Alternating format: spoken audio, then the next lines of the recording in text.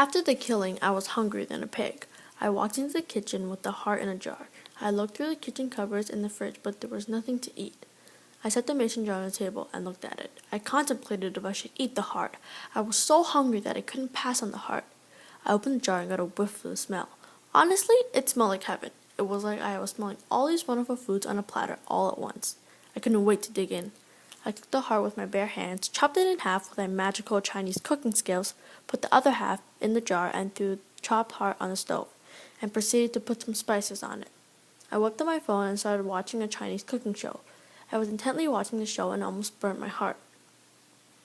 I plated my food and opened up Snapchat to take a picture because it looked so fabulous. I lit some candles and put some roses in a vase. It was time to take the first bite. I stabbed the heart with my knife and fork and ate it. It was a sensation I never experienced.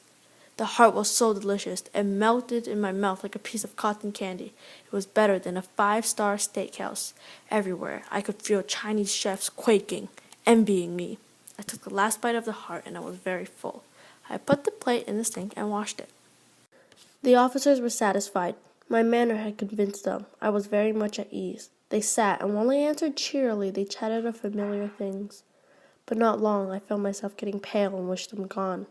My head ached and I fancied a ringing in my ears, but still they sat there and still chatted. The ringing became more distinct. It continued.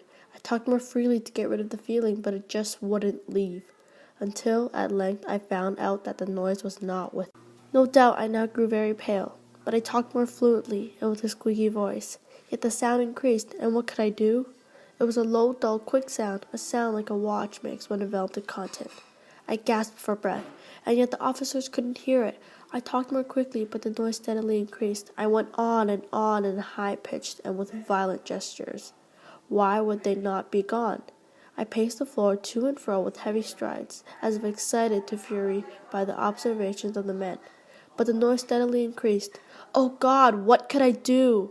I foamed, I raved, I swore, I swung the chair upon which I had been sitting and grated it upon the boards. But the noise arose over all and continually increased. It grew louder, louder, louder, and still the man chatted pleasantly and smiled. Was it possible they heard not? Almighty Lord Jesus! No, they heard, they suspected, they knew, they were making a mockery of my horror. This I thought, and this I think. But anything was better than this agony. Anything was more tolerable than this derision. I could bear those hypocritical smiles no longer. I felt that I must scream or die, and now again, hark, louder, louder, louder, louder.